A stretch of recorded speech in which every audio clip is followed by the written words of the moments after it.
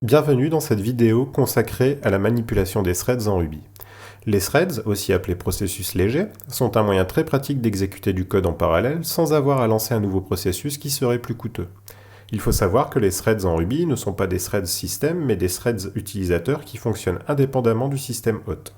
C'est bien sûr moins performant, mais aussi plus portable.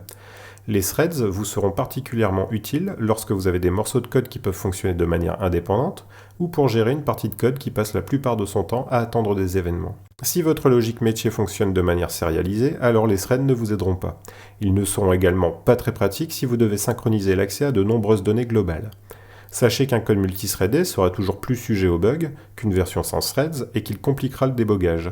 Il faut donc savoir analyser le besoin, le contexte et le gain potentiel avant de choisir de multithreader un programme. Les bases de l'utilisation des threads consistent à en créer, y faire transiter de l'information, puis les stopper. On pourra évidemment obtenir une liste des threads, leur état actuel, etc. Pour créer un thread, il suffit d'utiliser la classe dédiée. On crée donc un nouveau thread, en y faisant quelque chose. On obtient en retour une instance de la classe thread qui peut être manipulée depuis le thread principal. On pourra passer des arguments à un thread lors de sa création. Ici la chaîne foo, puis la chaîne bar.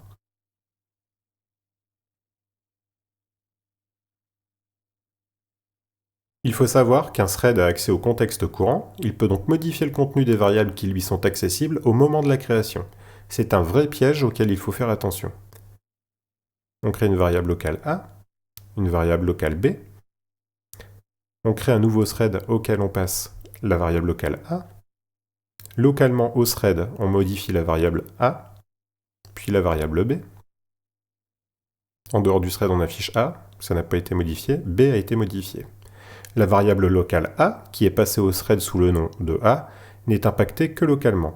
Par contre, la variable B, qui n'a pas été passée localement, est accessible depuis le contexte global. En la modifiant, on modifie sa valeur au niveau global. Il est donc clair qu'il est dangereux d'utiliser des variables du contexte extérieur depuis un thread. On voudra pourtant parfois pouvoir passer des données au contexte global depuis notre thread. Heureusement, des mécanismes sont mis à notre disposition pour pouvoir faire ça proprement. On crée un nouveau thread. Dans la variable locale t, on stocke le thread courant. Dans le contexte de ce thread, on crée une variable foo, puis bar, et finalement une variable locale classique base.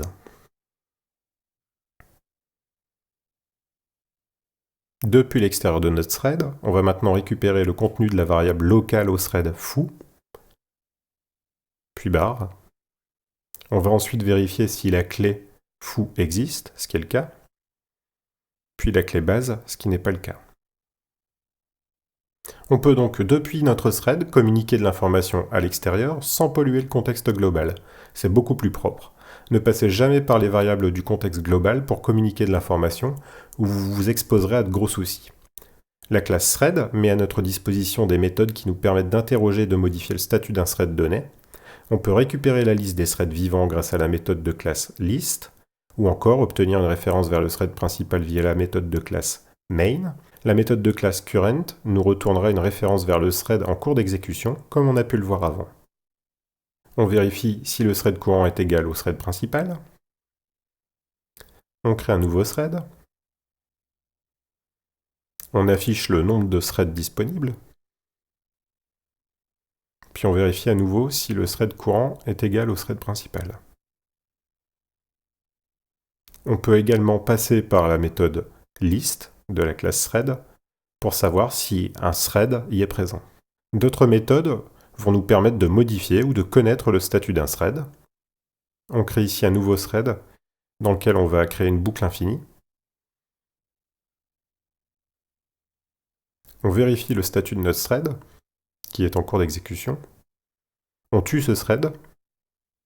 On vérifie s'il est toujours en cours d'exécution, ce qui n'est plus le cas. On peut également vérifier s'il est stoppé, ce qui est le cas. On voit que si le thread est en cours d'exécution, son statut sera run. S'il est en attente à cause d'un sleep ou de l'attente d'un retour d'une entrée ou sortie, alors il sera en statut sleep. S'il a fini son travail avec succès, le statut sera false, et nil si une exception est élevée. On est donc en mesure de savoir où en est le déroulement de nos différents threads et donc par extension de notre programme principal. Pour les cas les plus complexes, il sera possible de forcer un thread à passer la main à un moment précis de son exécution avec la méthode pass, de lui demander d'arrêter son exécution grâce à la méthode stop, puis de le reprendre plus tard en utilisant la méthode run, ou encore la méthode wakeup qui réveillera le thread sans forcer son exécution immédiate. Pour autant, il ne faut pas se servir de ces mécanismes pour tenter de faire de la synchronisation, d'autres techniques sont mises à notre disposition spécialement pour ça. Dans bien des cas, vous aurez besoin de faire en sorte que votre programme attende que vos threads aient fini leur travail pour rendre la main. Vous pourriez mettre en place cette vérification dans votre thread principal grâce aux méthodes vues précédemment, mais ça deviendrait vite fastidieux. Fort heureusement, une méthode prête à l'emploi nous est fournie, elle s'appelle join. Si cette méthode est appelée sur un thread, le programme principal ne rendra pas la main tant que le thread en question n'aura pas fini son exécution. Il est donc assez commun, avant la fin de son programme principal, de mettre en place un idiom qui permet de s'assurer que tous les threads de l'application ont fini leur travail. On récupère donc la liste des threads, et pour chacun d'entre eux, on va appeler la méthode join, sauf si le thread en question est le thread principal. On a donc listé tous les threads disponibles dans l'application, et pour chacun d'entre eux, on a appelé join, qui garantit que le programme ne peut pas rendre la main avant la fin de leur exécution. On a simplement ajouté un test qui n'appelle pas join sur le thread principal, qui serait alors incapable de se terminer. Nous avons pu voir dans cet épisode que Ruby met à notre disposition une base solide d'outils qui nous permettent de mettre en place de la concurrence et donc de gagner du temps précieux de traitement lorsqu'une autre partie du programme est en attente d'éléments pour continuer. Dans l'épisode suivant, nous verrons comment synchroniser les threads entre eux pour assurer la cohérence des données.